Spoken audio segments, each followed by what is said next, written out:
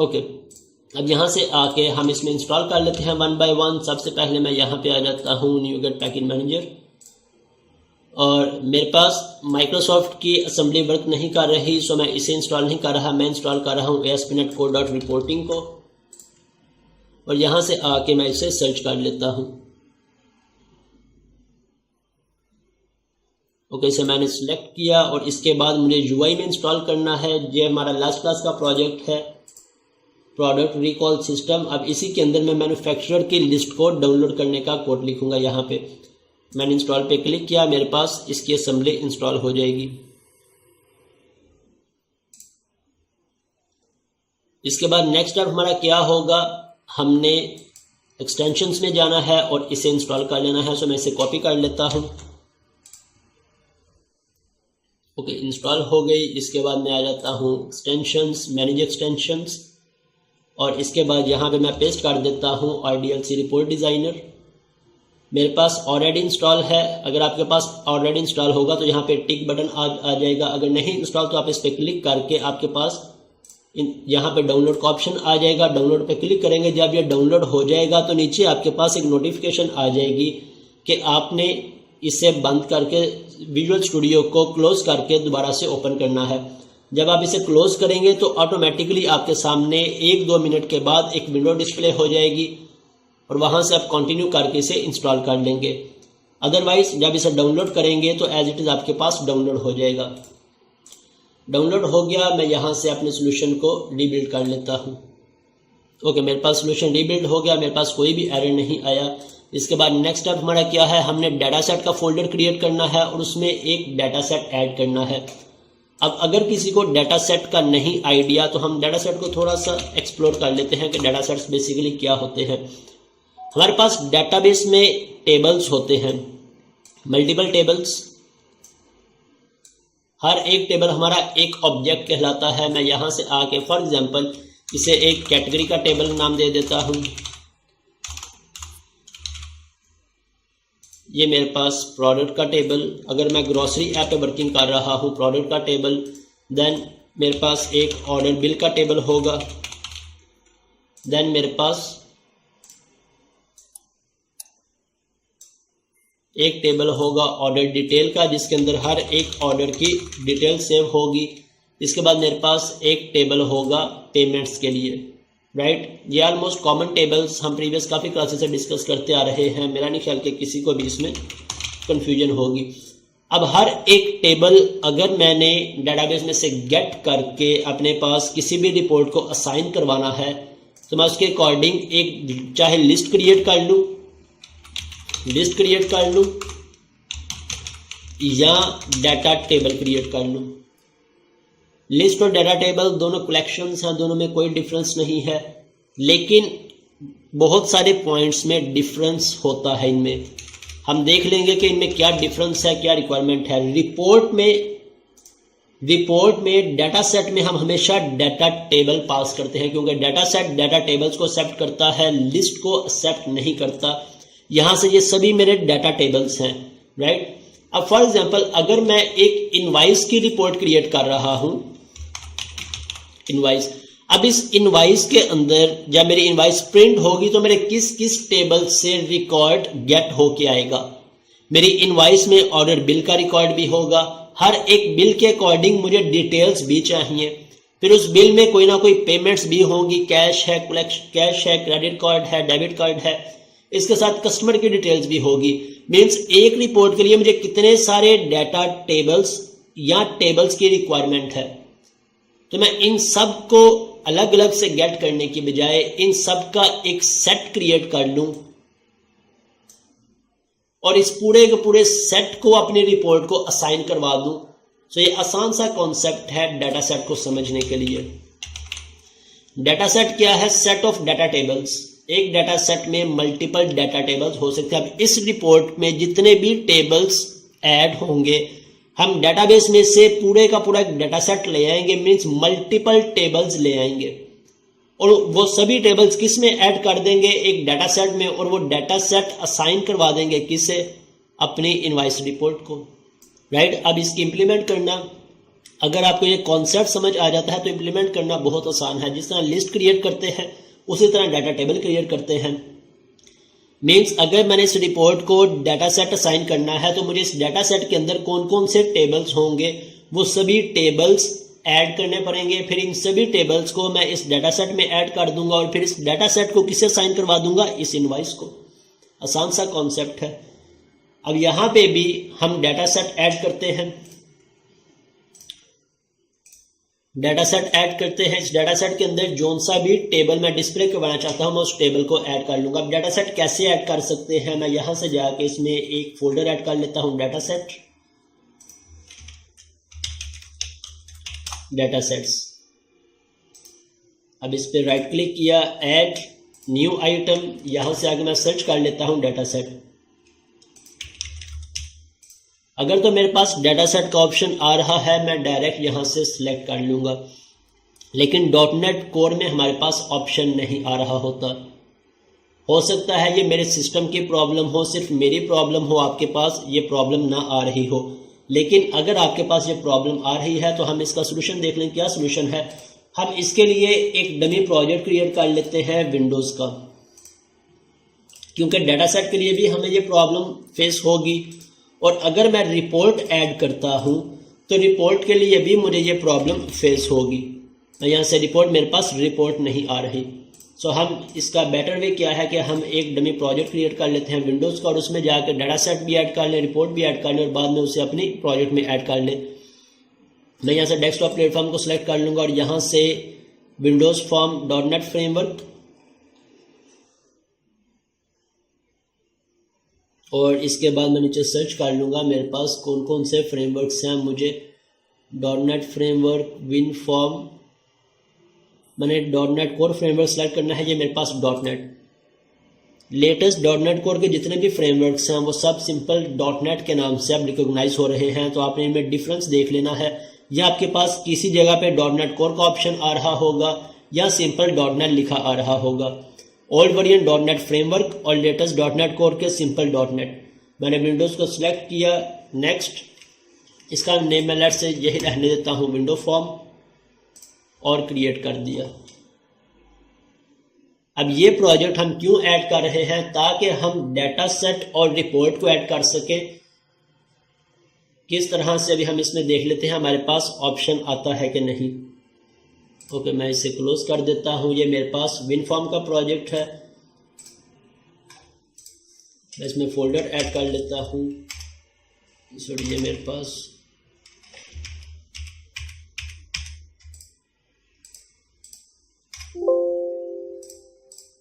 कहाँ पे ऐड हो गया है, WinForm। इसमें जाके मैं फोल्डर ऐड कर लेता हूँ, डाटा सेट्स, और एक फोल्डर ऐड कर लेता हूँ, रिपोर्ट्स।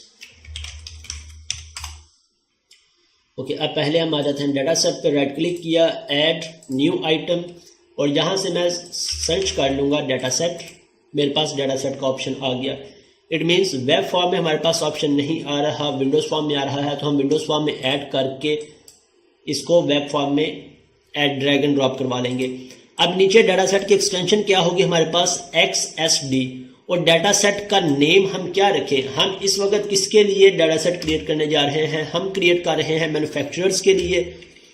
सो जो नेमिंग कन्वेंशन हम फॉलो करते हैं, डाटा सेट स्टार्टिंग पे स्मॉल ds, प्रीफिक्स, देन जोन सा भी टेबल होगा। हमारा कैटेगरी का टेबल है तो ये डाटा सेट मैं क्रिएट कर रहा हूँ कैटेगरी के लिए।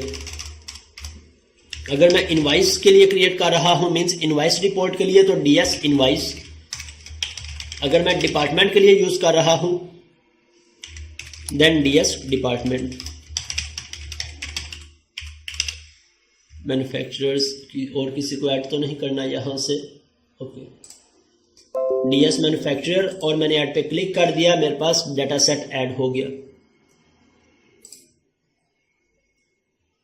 मेरे पास ये सिंपल एक डाटा सेट की विंडो ओपन हो गई और राइट साइड पे मेरे पास इसने कुछ एक्स्ट्रा फाइल्स भी ऐड कर दी।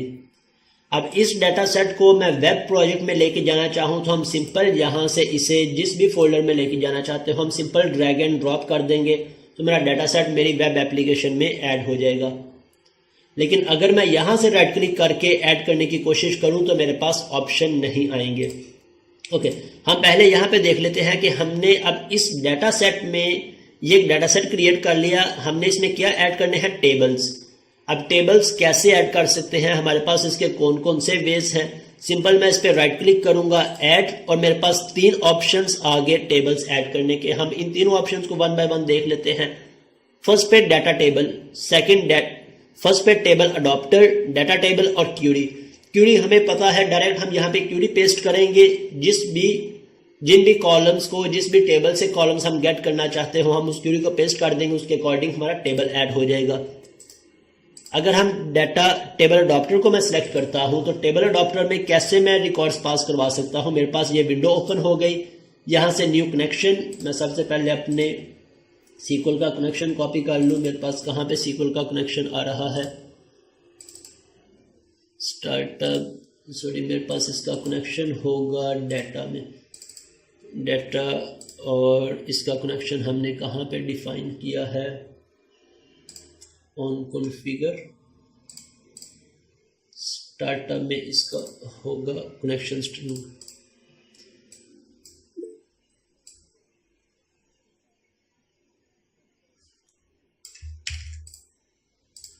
ओके, अगेन मैं इस पर राइट क्लिक करता हूँ, डाटा टेबल, और यहाँ से मैं अपना कनेक्शन डिफाइन कर लेता हूँ। न्यू कनेक्शन पे क्लिक किया और यहाँ पे सर्वर नेम, आपका जो भी सर्वर नेम होगा, अगर विंडोज ऑथेंटिकेशन है तो इसी तरह से रहने देंगे। अगर सर्वर ऑथेंटिकेशन है तो सीक्वल सर्वर, और जो भी सर्वर का यूजर नेम पासवर्ड आप यूज कर रहे हैं वो यहाँ पे यूज कर लेंगे। मैं इसे विंडोज रहने देता हूँ और इस सर्वर में मेरे पास जितने भी टेबल्स होंगे वो सभी टेबल्स डिस्प्ले हो जाएंगे। अब यहाँ से मैं अपना टेबल सेलेक्ट कर लेता हूँ। यहाँ से हमारे पास हमारे टेबल का क्या नेम है, मुझे डाटाबेस का नेम भी देखना पड़ेगा। हमारे पास डाटाबेस का नेम है PRS। सो अगेन मैं इस पे जाता हूँ, डाटा टेबल, और यहाँ पे सर्वर नेम पेस्ट किया। सर्वर नेम पेस्ट करने के बाद यहाँ से मैं सर्च कर लेता हूँ हमारा कौन सा डाटाबेस है, PRS। मेरे ख्याल से मेरे पास ये है, मेरे पास PRS। और यहाँ से हम चेक कर लेंगे हमारा कनेक्शन सक्सीड होगा कि नहीं। अगर तो कनेक्शन सक्सीड है, इट मीन्स हमारा ये कभी भी प्रॉब्लम नहीं करेगा। अब आ जाते हैं, ओके कर देता हूँ इसे। अब फर्दर यहाँ से हमारा कनेक्शन ऐड हो जाए, फिर हम इसे नेक्स्ट कर लेते हैं। ओके, कनेक्शन ऐड हो गया। नेक्स्ट पे क्लिक करेंगे तो मेरे पास नेक्स्ट विंडो ओपन हो गई। अगर हम सीक्वल क्यूरी से क्रिएट करना चाहते हैं, सीक्वल क्यूरी को सिलेक्ट कर ले, प्रोसीजर यूज करना चाहते हैं, कोई यहाँ कोई प्रोसीजर लिख ले, एग्जिस्टिंग प्रोसीजर यूज करना चाहते हैं तो इस ऑप्शन को सिलेक्ट कर ले। मैं यहाँ से चूज करता हूँ सीक्वल स्टेटमेंट, देन नेक्स्ट। अब यहाँ पे हम अपनी सीक्वल स्टेटमेंट लिख सकते हैं किस तरह से। For example select static from, जो सा भी मेरे टेबल का नेम होगा, डिपार्टमेंट है, मैन्युफैक्चरर है, जो सा भी टेबल होगा, चाहे मैं खुद से क्यूरी लिख लूँ या मेरे पास यहाँ पे क्यूरी बिल्डर का ऑप्शन आ रहा है। मैंने इस पर क्लिक किया, मेरे पास क्यूरी बिल्डर ओपन हो गया।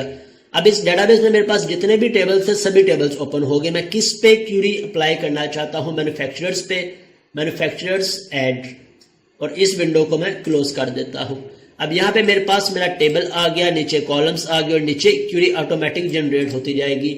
मुझे इसमें से कौन कौन से कॉलम्स चाहिए, अगर सभी चाहिए मैं सभी को सिलेक्ट कर दूं। इसके साथ नीचे इसने क्यूरी जनरेट कर दी, select manufacturers dot static from this table name.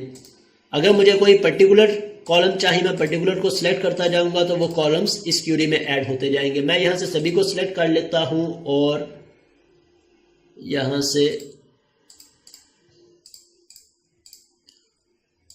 सभी को सिलेक्ट कर लेता हूँ और ओके पे क्लिक कर देता हूँ। सो ये क्यूरी मेरी आ गई। इसके बाद हम इसे नेक्स्ट कर देते हैं, नेक्स्ट और अगेन नेक्स्ट। अब मेरे पास इन सभी स्टेटमेंट्स पे टिक आ रहा है, इट मीन्स मेरा डाटा टेबल बिल्कुल ठीक ऐड होगा। मैंने फिनिश कर दिया इसे, तो यहाँ पे मेरा डाटा टेबल ऐड हो गया। ये मैंने एक डाटा टेबल ऐड किया है। इसी तरह हम इस डाटा सेट में और टेबल्स भी ऐड करना चाहें, अगर हमारे रिपोर्ट पे रिक्वायरमेंट्स है और टेबल्स की, तो हम इसी तरह से इसमें और टेबल्स भी ऐड कर सकते हैं। ऐड टेबल अडॉप्टर, और फिर इस पूरे डाटा सेट को हम जब इस रिपोर्ट से बाइंड कर देंगे तो हमारे पास बिल की डिटेल भी आ जाएगी, हमारे पास ऑर्डर डिटेल्स भी आ जाएंगे और पेमेंट, सारे के सारे टेबल्स आ जाएंगे। हमने जो सा भी डिस्प्ले करवाना हो हम आसानी से डिस्प्ले करवा सकते हैं। ओके, ये मेरे पास फर्स्ट वे हो गया। सेकंड, मैं यहाँ से डाटा टेबल में आ जाता हूँ। अब इसने मेरे लिए ये डाटा टेबल ऐड कर दिया। अब इसमें मुझे जितने भी कॉलम्स चाहिए मुझे खुद से मैनुअली ऐड करने पड़ेंगे। किस तरह से? इस पे राइट क्लिक किया, ऐड और कॉलम। मुझे यहाँ से आईडी चाहिए, आईडी का कॉलम ऐड कर लिया। मुझे यहाँ से नेम चाहिए, नेम का कॉलम ऐड कर लिया। मुझे यहाँ से और कौन सा कॉलम चाहिए? फॉर एग्जांपल क्रिएटेड डेट चाहिए। सो सारे के सारे कॉलम्स मैंने ऐड कर लिए। इसके बाद टेबल का जो भी मैं नेम रखना चाहता हूँ, यहाँ से मैं इस पर क्लिक करूंगा। मैं इसका जो सा भी नेम रखना चाहूँ फिर इसका मैं नेम भी यूज कर सकता हूँ। ये हमारे पास सेकंड ऑप्शन आ गया डाटा टेबल से ऐड करने का। Third option Curie. क्यूरी जिस तरह हम टेबल अडॉप्टर में क्यूरी, हमारे पास क्यूरी विंडो होती है, हम क्यूरी ऐड कर लेते हैं, इसी तरह यहाँ से भी हम क्यूरी प्लेस कर सकते हैं। सो मैं टेबल अडॉप्टर में अगेन आ जाता हूँ और यहाँ से आके इसे नेक्स्ट और क्यूरी विंडो में आके इन सभी मैन्युफैक्चरर और इन सभी कॉलम्स को ऐड करवा लेता हूँ, ऑल और ओके, देन नेक्स्ट और फिर नेक्स्ट, देन फिनिश। तो ये मेरे पास मेरा डाटा सेट और डाटा सेट में मैंने टेबल ऐड करवा दिया। अब इसके बाद नेक्स्ट हमारा कौन सा पॉइंट है? हमने डाटा सेट फोल्डर क्रिएट कर लिया, नया डाटा सेट ऐड कर लिया। अब हमने RDLC रिपोर्ट ऐड करनी है और इसके बाद इस रिपोर्ट के साथ इस डाटा सेट को बाइंड करना है। मीन्स हमने ये रिपोर्ट ऐड करनी है और इस रिपोर्ट के साथ इस डाटा सेट को बाइंड करवा देना है। सो हम कैसे बाइंड करवा सकते हैं? मैं यहाँ पे आ जाता हूँ, ये इन सभी प्रोजेक्ट्स को मिनिमाइज करता हूँ विन फॉर्म में और रिपोर्ट्स में आके मैं एक नई रिपोर्ट ऐड कर लेता हूँ, न्यू आइटम। और यहाँ पे जब मैं लिखूंगा रिपोर्ट तो मेरे पास रिपोर्ट का ऑप्शन आ जाएगा। अगर आपके पास ये ऑप्शन विन फॉर्म में भी नहीं आ रहा तो आपके पास ये दोनों प्रॉपर इंस्टॉल या प्रॉपर ऐड नहीं हुए। मोस्टली आपके पास इसकी वजह से ये प्रॉब्लम आ रही होती है कि आपके पास रिपोर्ट का ऑप्शन नहीं आता। तो आप इसे चेक कर लें। अगर आप एक्सटेंशन से ये प्रॉपर ऐड नहीं हुई तो गूगल पे सर्च करके इसे डाउनलोड करके अलग से भी इंस्टॉल कर सकते हैं। Okay, report. अब इस रिपोर्ट का क्या नाम रखें? मेरे पास मैन्युफैक्चरर्स की रिपोर्ट है तो मैं यहाँ से मैन्युफैक्चरर्स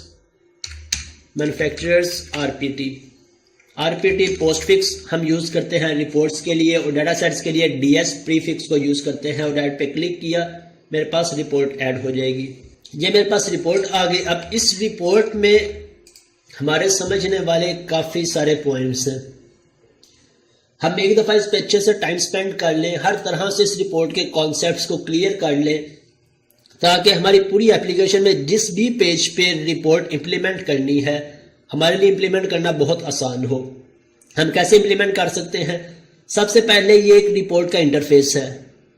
अब इस रिपोर्ट में जाके हमने लेबल ऐड करना हो, टेबल ऐड करना हो, टेक्स्ट ऐड करना हो, इमेज ऐड करना हो, ईच एंड एवरीथिंग हम आसानी से ऐड कर सकते हैं। किस तरह से? अगर मैं इस पर राइट क्लिक करूं, मेरे पास कुछ ऑप्शंस आ गए। लास्ट में मैं देखूं तो बॉडी प्रॉपर्टीज, इसके अलावा व्यू और फिर इंसर्ट। अगर मैं व्यू में जाऊं तो मैं रूलर पे क्लिक करूंगा, मेरे पास रूलर आ गया। अगर इसका मैं इंक्रीज या डिक्रीज करना चाहूं तो ये मेरे पास इसका साइज इंक्रीज डिक्रीज हो जाएगा। लेकिन ये साइज मेरी रिपोर्ट का नहीं होगा, सिर्फ इस कैनवस का साइज है। रिपोर्ट का साइज कौन सा होगा? अगर मैं इस रिपोर्ट पे राइट क्लिक कर रहा हूं, मेरे पास ऑप्शन आ रहे हैं बॉडी प्रॉपर्टीज, और अगर मैं इस कैनवस से बाहर राइट क्लिक करूंगा तब मेरे पास ऑप्शन आ जाएगा रिपोर्ट प्रॉपर्टीज। राइट, ये पॉइंट अपने पास लाजमी नोट करते जाएं क्योंकि ये पॉइंट्स अक्सर हम मिस कर देते हैं, तब हमें समझ नहीं आ रही होती इस रिपोर्ट की सेटिंग्स कैसे करें। अगर मैं रिपोर्ट में राइट क्लिक करूंगा तो रिपोर्ट में मेरे पास रिपोर्ट प्रॉपर्टीज का ऑप्शन बॉडी प्रॉपर्टीज का ऑप्शन आ रहा है, और अगर मैं रिपोर्ट से बाहर इस कैनवस से बाहर कहीं पर राइट क्लिक करूंगा तब मेरे पास रिपोर्ट प्रॉपर्टीज का ऑप्शन आ रहा है। रिपोर्ट प्रॉपर्टीज, अब यहां से हम अपने इस पेज की सेटिंग कर सकते हैं कि इस पेज का साइज क्या होगा। मुझे यहां से पेज साइज लेटर डिस्प्ले करवाना है, लीगल, स्टेटमेंट, एग्जेक्टिव, A4 करवाना है तो A4, 9x11 का रखना है 9x11, कस्टम साइज ऐड करना है तो मैं यहां से कस्टम भी ऐड कर सकता हूं। अब अगर हम A4 प्रिंटर को यूज कर रहे हैं तो यहां हम लेटर को यूज कर सकते हैं या A4 को यूज कर सकते हैं। अगर हम थर्मल प्रिंटर को यूज कर रहे हैं तो थर्मल प्रिंटर का साइज आपके उस प्रिंटर का जो पेज होता है उस पर मेंशन होता है, या आप गूगल करके भी सर्च कर सकते हैं, उसका जो भी साइज है वो साइज हम यहां से फिक्स कर सकते हैं, राइट। इसके अलावा हमें पोर्ट्रेट चाहिए या लैंडस्केप चाहिए, सो हम उसके अकॉर्डिंग यहां से पेज की सेटिंग कर देंगे, तो हमारी रिपोर्ट जो प्रिंट होगी वो उस सेटिंग्स के अकॉर्डिंग प्रिंट होगी। मैं यहां से इसे कर देता हूं A4। इसके अलावा हमारे पास नीचे मार्जिन का ऑप्शंस है। आपने देखा होगा कि रिपोर्ट के लेफ्ट और राइट पे, लेफ्ट साइड राइट साइड पे कुछ स्पेसेस आ रही होती हैं। अगर हम चाहते हैं कि हमारा जो टेक्स्ट हो बिल्कुल कॉर्नर से स्टार्ट हो तो हम यहां से मार्जिन सभी को 0-0 कर दें, लेकिन हम ऐसा बिल्कुल भी नहीं करते। हम अपने रियल टाइम एप्लीकेशंस में लेफ्ट राइट से कुछ स्पेसिंग लाजमी रखते हैं। सो इसके लिए हम मार्जिन को यहां से सेट कर सकते हैं कि लेफ्ट से मार्जिन कितना हो, 5 इंच हो, 1 इंच हो, 2 इंच हो, राइट से कितना हो, टॉप बॉटम से कितना हो। इसके अलावा फर्दर कुछ ऑप्शंस हैं, ये ऑप्शंस फिल वक्त हम डिस्कस नहीं करते, ये इन फ्यूचर जब आपकी रिक्वायरमेंट होगी तब आप इसे एक्सप्लोर कर सकते हैं। मैंने अभी तक इन ऑप्शंस को यूज नहीं किया। ओके, मैं इसे ओके कर देता हूं। ये हमने रिपोर्ट की बेसिक सेटिंग कर ली, पेज सेटिंग हमने कर ली। अब मैं इस रिपोर्ट पे राइट क्लिक करूंगा, इंसर्ट, यहाँ पे मेरे पास काफी सारे टूल बॉक्स आ गए या टूल बॉक्स के ऑप्शंस आ गए। अगर मैं टेक्स्ट ऐड करना चाहूं, लाइन ऐड करना चाहूं, टेबल ऐड करना चाहूं, मैट्रिक्स ऐड करना चाहूं, RDLC की सबसे बड़ी पावर जो मैंने ऑब्जर्व की है, मेरा एक्सपीरियंस है, वो है मैट्रिक्स रिपोर्ट। क्रिस्टल रिपोर्ट्स में आप मैट्रिक्स रिपोर्ट क्रिएट नहीं कर सकते। मेरे एक्सपीरियंस में मैंने अभी तक क्रिएट नहीं की, हो सकता है मेरे से क्रिएट हुई ना हो, लेकिन मुझे इसका सोल्यूशन नहीं मिला कि हम क्रिस्टल रिपोर्ट्स में मैट्रिक्स रिपोर्ट कैसे ऐड कर सकते हैं। लेकिन RDLC के अंदर हम मैट्रिक्स रिपोर्ट को बहुत आसानी से ऐड कर सकते हैं।